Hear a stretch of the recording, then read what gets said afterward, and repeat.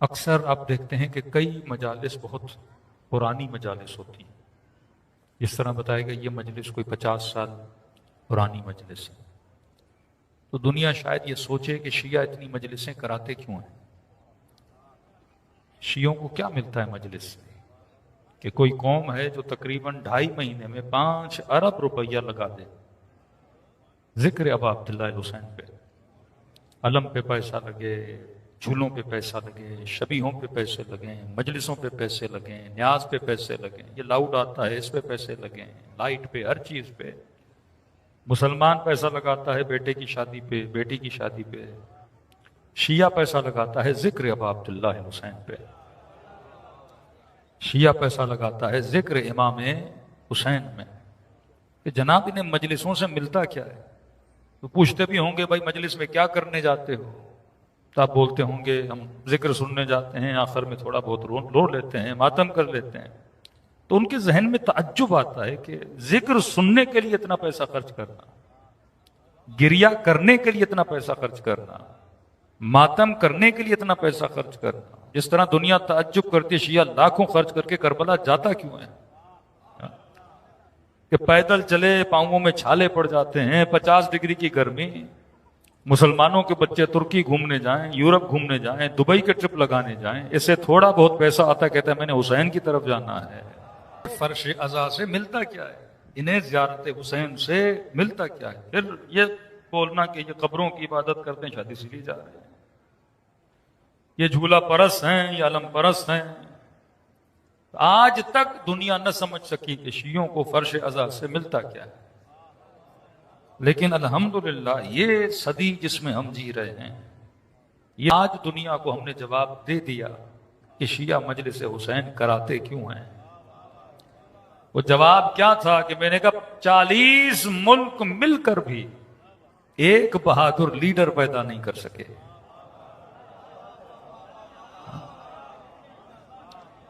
اب یہ کوئی اپنی تعریف نہیں ہے، حقائق ہے کہ 40 سے زیادہ مسلمان ملک ہیں. اب مسلم بہادر ہے، میں بہادر لیڈروں کی بات کر رہا ہوں. 40 ملک ہیں مسلمانوں کے، نمازی بھی ہیں، حاجی بھی ہیں، عمرے بھی کرتے ہیں، لمبی لمبی تراویحاں بھی پڑھتے ہیں، سب کچھ اللہ کا ذکر ہے، خیر و خیرات میں بھی آگے آگے ہیں. لیکن سوال یہ ہے کہ سب مل کر بھی ایک بہادر لیڈر پیدا نہ کر سکے جو وقت کے یزید کی آنکھوں میں آنکھیں ڈال کے بات کرے، جو وقت کے ظالم کو للکار سکے، جو وقت کے ظالم کے مقابلے میں جا سکے. تو میں نے کہا یہ منزل فکر ہے کہ سوچو کہ تم 40 مل کر بھی ایک بہادر لیڈر نہ پیدا کر سکے تو دیکھنا تو پڑے گا تمہارے معاشرے میں ایسا کیا ہے، میرے معاشرے میں ایسا کیا ہے کہ میں بہادر بچے بھی پیدا کر رہا ہوں، بہادر لیڈر بھی پیدا کر رہا ہوں، لیکن وہاں بہادر لیڈر پیدا نہیں ہو رہے. تو میں نے کہا تمہارے پاس نماز تھی، تمہارے پاس روزہ تھا، حج تھا، صوم و سیام تھا، تو عمرہ بھی کرتا تھا، تو حج بھی کرتا تھا، لیکن سب کچھ کرنے کے بعد بہادر لیڈر نہ پیدا کر سکا. یہ نماز میرے پاس بھی تھی، یہ حج میرے پاس بھی تھا، یہ عمرہ میرے پاس بھی تھا، یہ خیر و خیرات میرے پاس بھی تھی، لیکن سوال یہ ہے کہ یہاں بہادر لیڈر پیدا ہوئے، وہاں بہادر لیڈر پیدا نہ ہوئے. بس ایک چیز کی کمی تھی، تو سب کچھ کر رہا تھا پر فرش عزا حسین پہ نہیں آتا تھا. اب اگر کوئی پوچھے نا کہ حسین کی مجلس پہ اتنا خرچہ کیوں کرتے ہو، تو یہ نہ کہا کرو کہ میں مجلس پہ خرچہ کرتا ہوں، کہا کرو میں اپنی نسلوں پہ خرچہ کرتا ہوں. مجلس حسین نسل بناتی ہے، مجلس حسین قوموں کو بہادر بناتی ہے.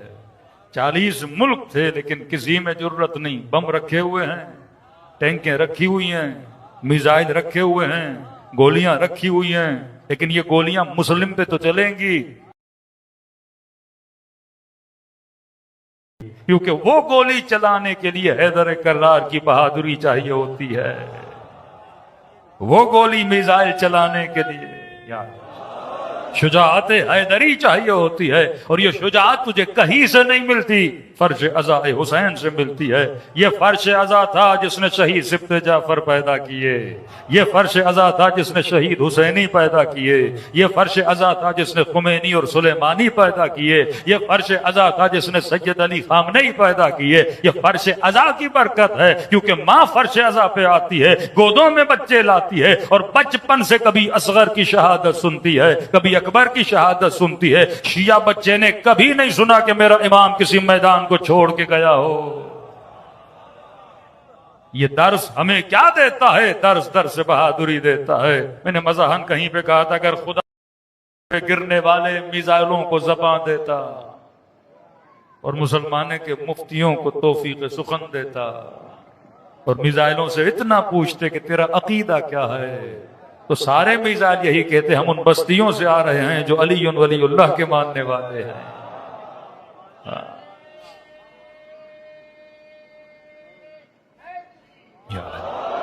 کل اسلام بچایا تو حسین ابن علی نے، آج مسلم کی عزت بچائی تو حسین کے چاہنے والوں نے۔ کل مرحبوں کے مقابلے میں جا رہے تھے تو علی جا رہے تھے، آج کے دشمنوں میں مقابلے میں جا رہے ہیں تو علی والے جا رہے ہیں۔ شاید کوئی کہے کہ تو میزائل پھینک رہا ہے، میں نے کہا پوچھو یہ میزائل دینے والا کون تھا؟ یہ لڑنے کی فکر دینے والا کون ہے؟ یہ آئیڈیالوجی آف امام حسین ہے کہ مثلی لا یبایع مثل یزید، حسین جیسا کبھی یزید جیسے کی بیعت نہیں کرتا۔ اتنے مسلمان ملک ہیں، کسی ملک میں انقلاب کیوں نہیں آتا؟ کیونکہ مسلمان کے ذہن میں انقلابی سوچ ہے ہی نہیں۔ جس کا مفتی منبر پر بیٹھ کر یہ کہے کہ رسول فرماتے ہیں کہ حاکم کیسا بھی ہو۔ کسی نے چٹھی لکھی مولانا طارق مسعود صاحب کو کہ جناب یزید فاسق تھا، فاجر تھا، کہ ہم اس بحث میں پڑھتے ہی نہیں، ہم تو کہتے ہیں حاکم کیسا بھی ہو، مطلب جو تیرے ذہن میں آتا ہے ویسا سوچ لو۔ رسول نے فرمایا اس کے خلاف قیام کرنا کیا ہے؟ حرام ہے۔ اب امت کنفیوز ہے۔ میں زیادہ حدیثوں میں اور قرآن کی آیتوں میں زیادہ نہیں جاتا، اس کا ایک ریزن ہے، کیونکہ جب اہل سنت کی کتابیں اٹھاتے ہو تو ان کتابوں میں ایک نبی ہے جو کہتا ہے ہاتھ باندھ کے نماز پڑھو۔ شیعہ کتابیں اٹھاتے ہو، اس میں بھی ایک نبی ہے جو کہتا ہے ہاتھ کھول کے نماز پڑھو۔ یہاں کتابیں اٹھاتے ہو، یہاں ایک نبی ہے جو کہتا ہے حاکم ظالم ہو، فاسق ہو، فاجر ہو، کالا ہو، حبشی ہو، کیسا بھی ہو، فرمایا تم پر اس کی اطاعت کیا ہے؟ واجب ہے۔ شیعہ کتاب اٹھاتے ہو، حسین کا جملہ آتا ہے مثلی لا یبایع مثل یزید، حسین جیسا کبھی یزید جیسی۔ لگتا ایسے ہے دو نبی ہیں، ایک نبی شیعوں کو گائیڈ کر رہا ہے، دوسرا نبی سنیوں کو گائیڈ کر رہا ہے۔ اب اس کنفیوژن سے نکلنے کے لیے اللہ نے بہترین حجت جو رکھی اس کا نام رکھا عقل۔ میں نے کہا اگر امیر المومنین کی فضیلت میں ایک بھی آیت نہ ہو، ایک بھی روایت نہ ہو، ہم اس بحث میں پڑھتے ہی نہیں کہ رسول نے ہاتھ بلند کر کے کہا من کنت مولا فاز علی مولا، پڑھو گے تو کہیں گے مولا سے مراد دوست ہے، فلاں ہے، فلاں ہے، اور بحث بازی میں چلے جاؤ گے، نتیجہ نہیں ملے گا۔ انما ولیکم اللہ ورسولہ والذین آمنوا الذین یقیمون الصلاۃ ویؤتون الزکاۃ، کہیں گے بھائی نام تو نہیں بتایا، زکات بہت ساروں نے دی، یہ فضیلت زکات کے لیے ہے، اس میں ولی کا کیا ہے؟ آپ پھنس جاؤ گے، کیونکہ آیتیں کیا ہیں؟ مفصل نہیں ہیں، آیتیں مجمل ہیں۔ جب بحث مجمل ہے تو وہاں پہ وہ چار صفاتیں لگا دیتے ہیں، پھر حدیث یہاں سے لاؤ گے، حدیث وہاں سے آئے گی، کسی نتیجے پہ انسان پہنچتا ہی نہیں ہے۔ لیکن میں نے کہا ایک چیز خدا نے سب کو دی ہے جس کا نام ہے عقل، جسے لاجک کہتے ہیں، جسے فطرت بشر کہتے ہیں۔ ہر بچہ پیدا ہوا، ہندو، سنی، شیعہ، کرسچن، کسی کے گھر میں بھی کوئی بچہ پیدا ہو، خدا نے اس کی فطرت کے اندر ایک سافٹ ویئر کو اپڈیٹ کیا ہوا ہے۔ سمجھو ہر کسی کی فطرت میں، مثال کے طور پہ اس مجمع میں بیٹھا ہوا کوئی بندہ ہے جسے بزدل سے پیار ہو، کس نے آپ کو بولا بزدلوں سے پیار نہیں کیا جاتا؟ فطرت نے بولا۔ فطرت عاشق کمال ہے۔ آپ امتحان میں فیل ہو گئے، کسی پڑوسی نے کہا جناب تھوڑے پیسے لگا لو، ایک گریڈ مل جائے گا۔ بندے کو پتا بھی ہے فیل ہوں لیکن پیسے دے کے پاس ہونا چاہتا ہے۔ فطرت فیلئر کو پسند نہیں کرتی، فطرت کیا ہونا چاہتی ہے؟ پاس ہونا چاہتی ہے۔ کوئی بندہ شکل کا بھلے کم بھی ہو لیکن اگلا بولے آج ہینڈسم لگ رہے ہو تو کیا ہوگا؟ خوش ہوگا۔ فطرت کو تعریف بڑی اچھی لگتی ہے، فطرت کو کمال بڑا اچھا لگتا ہے۔ دیکھیے شہباز شریف کو پتا ہے کہ میں دھاندلی سے وزیر اعظم بنا، لیکن فطرت کو سیٹ پسند ہے۔ اگر اسے بولا جاتا ہے وزیر اعظم آف پاکستان آ رہے ہیں، خوش ہوتا ہے، پتا بھی یہ لقب جو دیا جا رہا ہے میں نہ ہوں، لیکن کیا ہوتا ہے؟ خوش ہوتا ہے۔ لقب ہر کسی کو اچھا لگتا ہے۔ فطرت کو کمال پسند ہے، جیتا نہیں پر جیت ہر کسی کو پسند ہے۔ امیر المومنین نے رکوع میں زکات دی، بعض لوگوں نے فقیروں کو پیسے دیے، جناب جب رکوع میں جاؤں خیرات مانگنے آنا، لیکن ان کو کیا پتا جھوٹی خیرات مانگنے والوں کی فضیلت میں آیتیں نہیں اترتی۔ فطرت کو کمال پسند ہے، فطرت کو پرفیکشن پسند ہے، فطرت کا تقاضا ہے۔ اب میں نے کہا کہ عقل سے پوچھتے ہیں، کوئی حدیث نہیں امیر المومنین کی امامت کے لیے، کوئی قرآن کی آیت نہیں مولا علی کی امامت کے لیے۔ ہم امت کو بٹھاتے ہیں، کہتے رسول خدا کے بعد امام کسے بننا چاہیے، تو ہم جتنے بھی بڑے بڑے اکابر اصحاب رسول ہیں سب کو سامنے رکھتے ہیں، عقل سے پوچھتے ہیں امام کسے بننا چاہیے، عقل سے پوچھتے ہیں۔ عقل سب کی سیم ہے، الگ الگ نہیں ہے۔ عقل سے پوچھو، علی بھی ہیں ماشاءاللہ، نام لکھے ہوئے ابو بکر بھی ہیں، حضرت عمر بھی ہیں، حضرت عثمان بھی ہیں، خالد بن ولید بھی ہیں، بڑے بڑے اصحاب بیٹھے ہیں۔ اب عقل سے پوچھتے ہیں امام کسے بننا چاہیے، تو عقل کہے گی امام اسے بنا جو حسب میں سب سے بہتر ہو،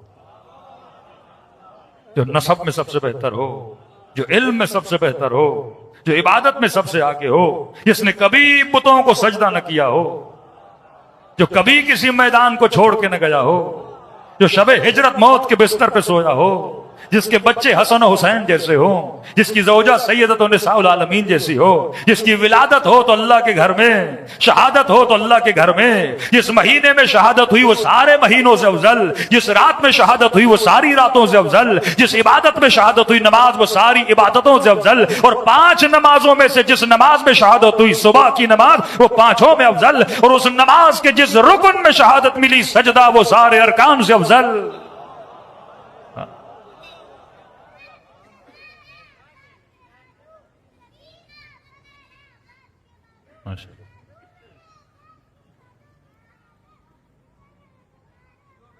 ماشاءاللہ حیدری یا صلوات اللہ صلی علی محمد۔ عقل سے پوچھو کہ امام کسے بننا چاہیے، تو عقل کہے گی جو سب سے باکمال ہے۔ پاکستان میں میرٹ تو ہے نہیں، ہاں اسلام میں میرٹ ہے بھائی، اگر میرٹ کے بیس پہ لاؤ، اب میرے جملے نہیں، تاریخ مفتی حنیف قریشی صاحب بہت زیادہ فضائل اہل بیت پڑھتے ہیں، اللہ توفیق دے دوسروں کو بھی کہ فضائل اہل بیت پڑھیں۔ اینکر بڑا تیز تھا، اس نے ان سے پوچھا کہ اصحاب رسول میں سب سے زیادہ بڑا عالم کون تھا، تو کہا علی، انا مدینۃ العلم والی بابا۔ کا شجاع کون تھا، کہا علی، فاتح خیبر، فاتح خندق، کسی میدان کو نہ چھوڑنے والا، ہر میدان میں ڈٹ کے لڑنے والا۔ کا عبادتوں میں، کہا علی، ایک رات میں 1000 رکعت پڑھنے والے۔ ہاں کہا کہ سب سے پہلے ایمان کس نے لایا، کہا علی۔ اب یہ مسلمانوں کی ترتیب بڑی عجیب، بچوں میں جس نے سب سے پہلے ایمان لایا، بوڑھوں میں جس نے سب سے پہلے ایمان لایا۔ بھائی سیدھا بولو، سب سے پہلے ایمان کس نے لایا؟ بچے بوڑھے کی تقسیم کیا ہے؟ سب سے پہلے علی نے ایمان لایا۔ اب جو بوڑھا تھا وہ بڑھاپے سے پہلے کس میں رہا؟ بت پرستی میں رہا نا۔ کہا علی سب سے پہلے ایمان لانے والا۔ تبھی رسول نے فرمایا نظر الی وجہ علی عبادت، علی کے چہرے کو دیکھنا کیا ہے؟ عبادت ہے۔ کہ اصحاب جتنے سب کا نام آتا ہے رضی اللہ رضی اللہ رضی اللہ، علی کا نام کرم اللہ کرم اللہ کرم اللہ۔ کہ یہ لقب کسی اور کو لگا، کہ نہیں، سب کے چہرے بتوں کے سامنے جھکے، علی کا چہرہ نہیں جھکا۔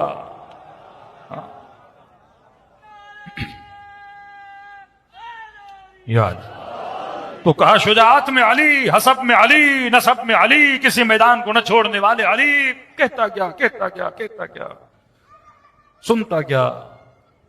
اینکر نے کہا اچھا یہ بتائیے کہ نبی کے اصحاب میں سب سے زیادہ افضل کون ہے؟ جب آپ ایک بندے کی علم میں بھی کہو آگے، شجاعت میں بھی کہو آگے، اب کہا کہ ذرا یہ تو بتائیے افضل کون ہے؟ انہوں نے کہا افضل عقیدہ اہل سنت کے مطابق حضرت ابا بکر ہے۔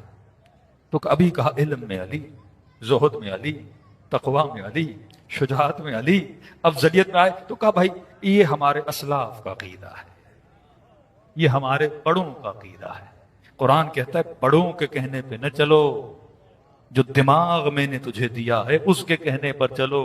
ان اکرمکم عند اللہ اتقاکم، اللہ کے نزدیک بندہ صاحب عزت وہ ہے جو تقوی میں سب سے زیادہ ہو۔